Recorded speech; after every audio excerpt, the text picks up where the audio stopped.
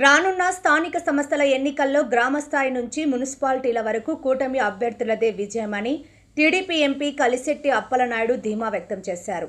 ఈ స్థానిక సంస్థల ఎన్నికలంటే వైసీపీ అధినేత మాజీ సీఎం వైఎస్ జగన్కు ఓటమి భయం పట్టుకుందని తెలిపారు. అధికారంలో ఉన్నప్పుడు ఏకగ్రీవాలంటూ బెదిరించి ఇప్పుడు మాట మార్చి మాట్లాడుతున్నారంటూ జగన్పై మండిపడ్డారు.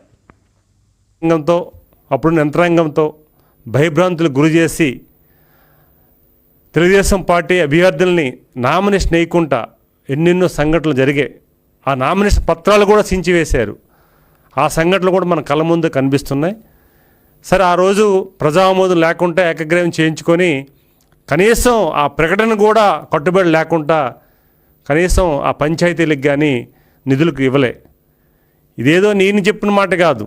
ఆ రోజు ఏకగ్రీవంగా ఎన్నికైన సర్పంచులు, మీ పార్టీ సర్పంచులు కానీ, మేజర్ సర్పంచులు కానీ, మేజర్ పంచాయతీ సర్పంచులు కానీ వారు చెప్తున్న విషయాలు ఇవి. సరే, ఆ రోజు ఎన్నికల్లో ఖచ్చితంగా ఏకగ్రీవాలు అవ్వాలి, ఏకగ్రీవం అయితే తప్ప మేము మీకు ఎమ్మెల్యే సీట్లు ఇవ్వమని చెప్పేసి ఆ రోజు చెప్పిన జగన్మోహన్ రెడ్డి మళ్ళీ ఈరోజు చెప్తున్నాడు. ఈరోజు ఈ ప్రభుత్వంలో కానీ మీరు పోటీ చేయకుండా ఏకగ్రీవాలు ఇస్తే మాత్రం మీరు టికెట్లు రావని. అసలు ఏంటి బేరాలేంటి? ప్రజాస్వామ్యం మీద నీకు నమ్మకం ఉందా? ప్రజాస్వామ్యం నీ చేతుల్లో ఉన్నట్లుగా మాట్లాడే తీరు చూస్తే దీనికి ఒక చట్టం ఉంటుంది. స్థానిక సంస్థలు ఎన్నికలు సీట్లో గెలవాలంటే ప్రజలు నిర్ణయిస్తారు. మొన్నను నీకు ఏ రకంగా ప్రజలు రిజల్ట్ ఇచ్చారో చూశారు. రేపు స్థానిక ఎన్నికల్లో కూడా ఖచ్చితంగా రిజల్టు ఎన్డీఏ కూటమి అభ్యర్థులకి బ్రహ్మాండ మెజార్టీ ఈ ప్రజలు ఇస్తారు. అది జరగబోతుంది. అయితే ఈ లోపున జగన్మోహన్ రెడ్డి ప్రకటన చూస్తే భయపడుతున్న విషయాన్ని స్పష్టమవుతుంది.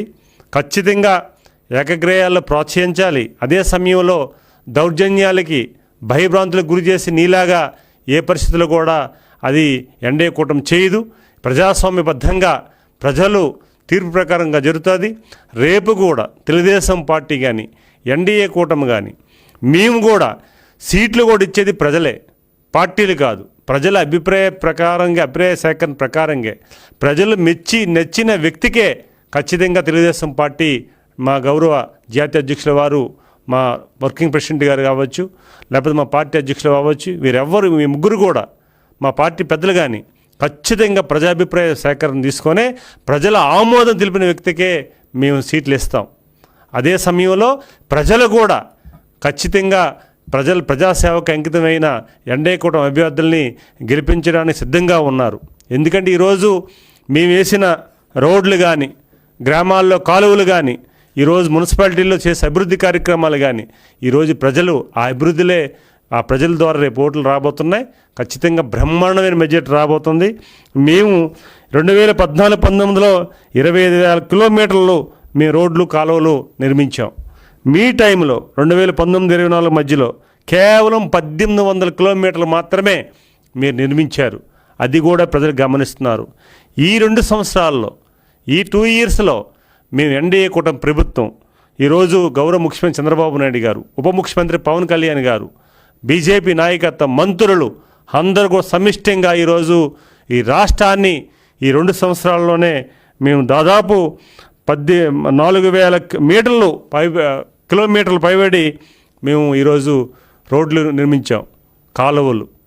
మీరు 5 సంవత్సరాల్లో వాట్సాప్ల్లో, సోషల్ మీడియాలో వైరల్ అయ్యే కనీసం గుమ్ములు కూడా కప్పలేని పరిస్థితిలో మేము ఈరోజు గౌరవ ముఖ్యమంత్రి చంద్రబాబు నాయుడు గారు ఈరోజు రహదారుల నిర్మాణం కానీ అన్నీ కూడా ఈరోజు గ్రామాల్లో గ్రామ వికాసానికి నాంది పలికే విధంగా ఈరోజు గ్రామాభివృద్ధికి కట్టుబడి ఉండి 2 ఇయర్స్లోనే ఆర్థిక ఇబ్బందులను కూడా అధిగమించి ఈరోజు చేశారు. కొన్ని ఇబ్బందుల్లో కూడా అక్కడ ఉన్నప్పటికి కూడా దాన్ని కూడా అధిగమించి ఈరోజు గ్రామాభివృద్ధి జరిగింది. ఈరోజు మీరు ఎందుకు భయపడుతున్నారో అర్థం కాదు. ఈరోజు ప్రజలందరూ కూడా సిద్ధంగా ఉన్నారు. ప్రజలు ఏ ఎలక్షన్ వచ్చినా సరే ఎన్డీఏ కూటమి అభ్యర్థుల్ని బ్రహ్మాండంగా గెలిపించి సిద్ధంగా ఉన్నారు. మీ గ్రామాల్లో పెన్షన్ ఇచ్చినప్పుడు చెప్తున్నారు, అయ్యా జగన్మోహన్ రెడ్డి పెంచుకుంటూ పోయాడు, మాట ఇచ్చాడు, కొన్ని ఇవ్వలేకపోయాడు. కానీ ఈరోజు చంద్రబాబు నాయుడు గారు మాట ఇచ్చిన ప్రకారంగా, ఎన్డీఏ కూటమి మాట ఇచ్చిన ప్రకారంగా పెన్షన్ 1,000 రూపాయలు పెంచి మాకు ఇస్తున్నారు, మాకు అన్నం పెడుతున్నారని మాకు ప్రతి మేము ఫస్ట్ తారీఖు వెళ్తుంటే గ్రామాల పెన్షన్లు ఇస్తుంటే వారు చెప్తుంటే మాకు ఆనందం కలుగుతుంది.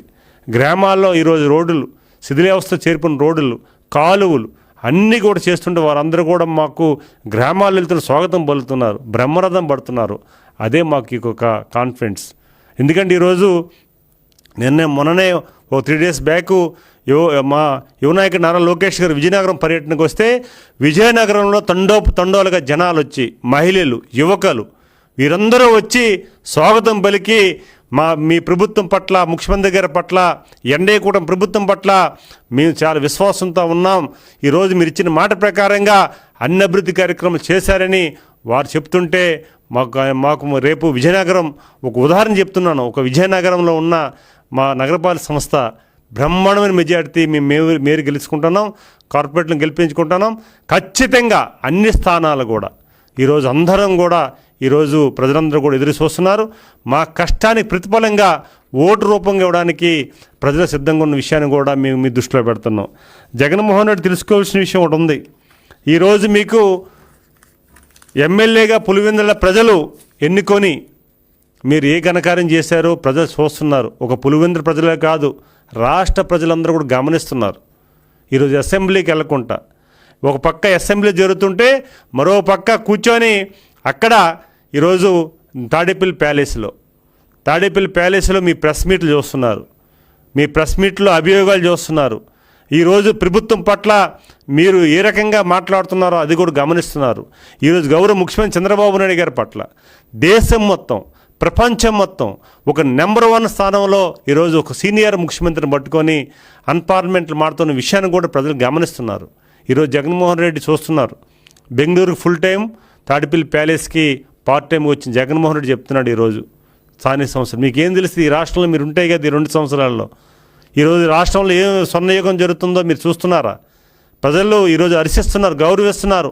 ఎక్కడికి వెళ్ళా మా నాయకుడు కానీ, మా ఉప ముఖ్యమంత్రి గారు కానీ, లేకపోతే మా ఐటీ శాఖ మంత్రి గారు కానీ, మా మంత్రులు కానీ, మేము కానీ గ్రామాలు వెళ్తుంటే బ్రహ్మాండంగా వారు స్వాగతం పలుకుతున్నారు. అలాంటి సందర్భాలు కూడా ఈరోజు చూడకుండా ఈరోజు బెంగళూరులో మకామేసి ఈరోజు తాడేపల్లి ప్యాలెస్కి చుట్టం సూపుగా వచ్చి ఏదో 4 విషయాలు మాట్లాడి ఇబ్బంది కలిగించే సమస్యలు కూడా సృష్టించే పరిస్థితి కూడా ఉందని జగన్మోహన్ రెడ్డి తెలియజేసుకుంటూ, ఖచ్చితంగా ఈరోజు మీనాటి సంస్కృతిని మేము ఎట్టి పరిస్థితుల్లో కూడా చేయమని, మా నాయకుడు అలాంటి సంస్కృతిలో లేడు.